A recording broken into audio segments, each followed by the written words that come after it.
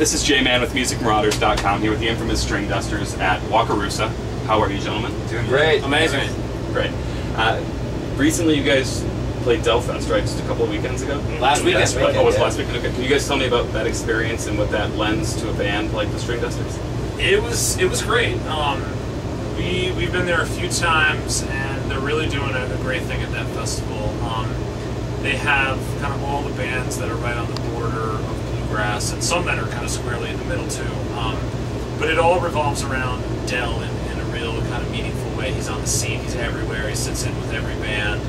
And I just think, those guys, the influence they've had in the last few years, it's really, this sort of solidifies it in a way. They curate this scene, they bring all these people together, and they bring Doyle Lawson out and they show him to all these fans who wouldn't have otherwise heard of him.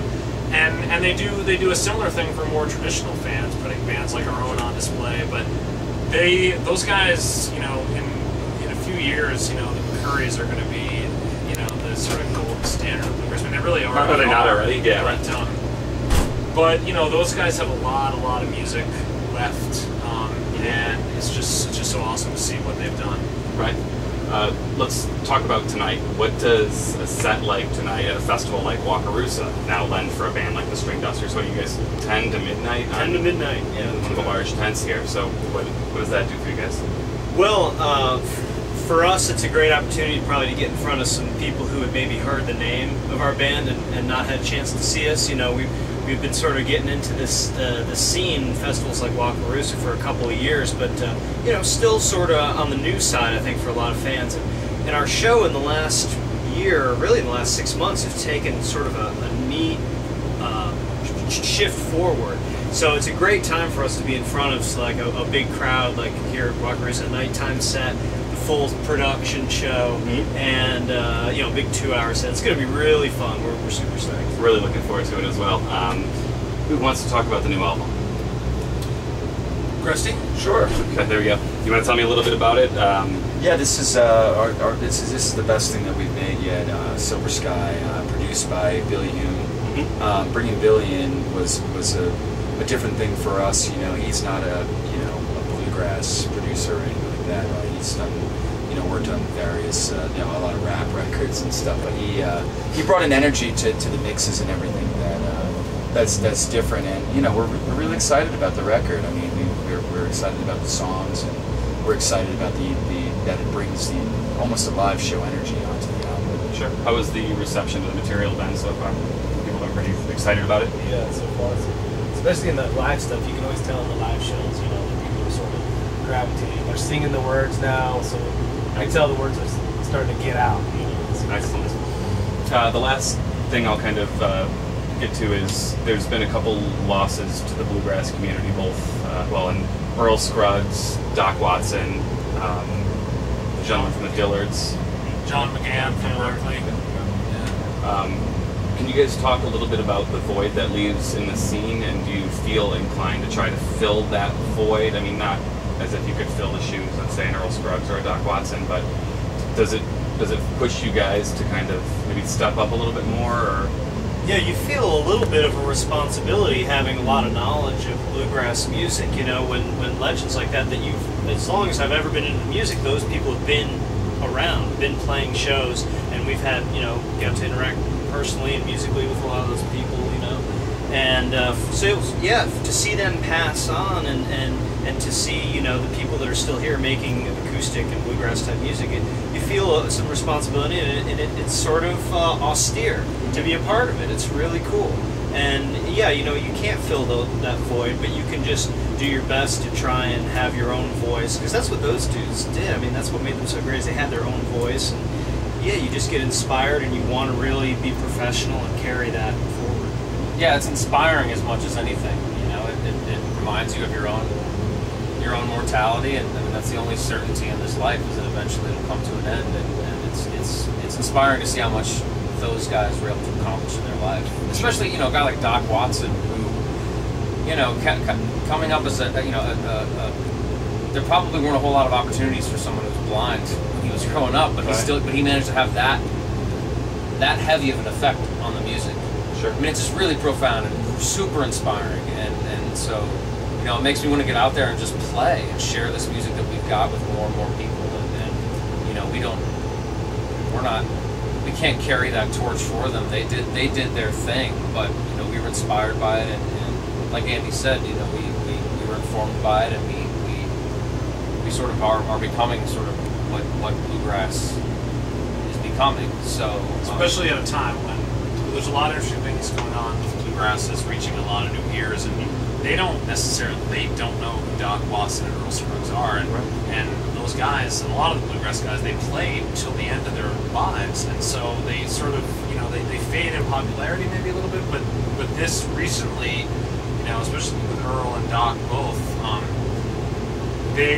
when their lives are celebrated, you get reminded of how they were just the purest innovators back then. At this time when bluegrass is wondering, what is with the evolution of the music and innovation, and these guys, no one did what they did before they did it. So it revives that spirit of innovation, and I think that those guys would be really proud of all the evolution of the music, and you can't forget about that. And you guys come along at an interesting time in the genre itself, because it's at a point where it's progressing pretty quickly and pretty heavily, but also that you can still mingle with the originators of the music, and that's unique. There aren't many other genres that people can say that.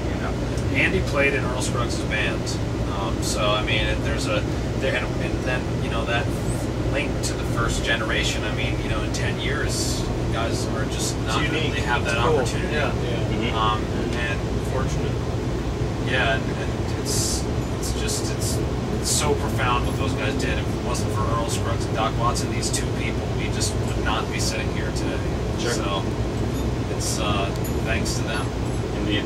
I appreciate your guys' time, and I appreciate what you guys are doing again for the genre, and looking forward to hearing your set tonight. Cool. Thank you. Thanks a lot. Hey, what's up? We're the Stringdusters. We're at Wakarusa, and we're going to play a song called Night on the River from our new album, Silver Sky.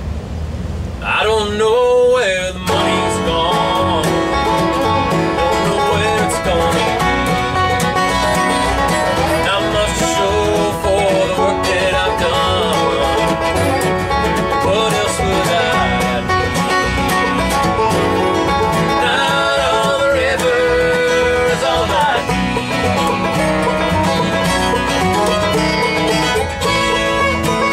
Drink water is all I need.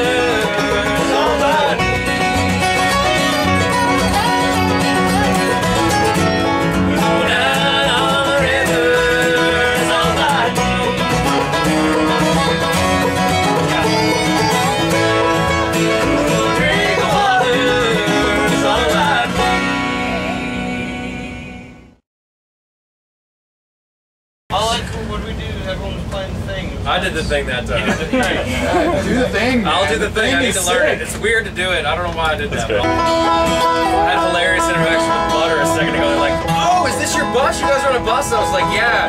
I said, "We all decided that we didn't want to make any more money. We just wanted to reinvest, spend, have a massive overhead." Yeah, I'll totally do the thing. The thing is sick. Yeah. Yeah. It's really good. Watery. Yeah, that's gonna be. Watered down, real weak sauce, real watery. Watery weak sauce. Stringdusters. Watery weak sauce. And that's the end of the interview. We're good. It's a wrap.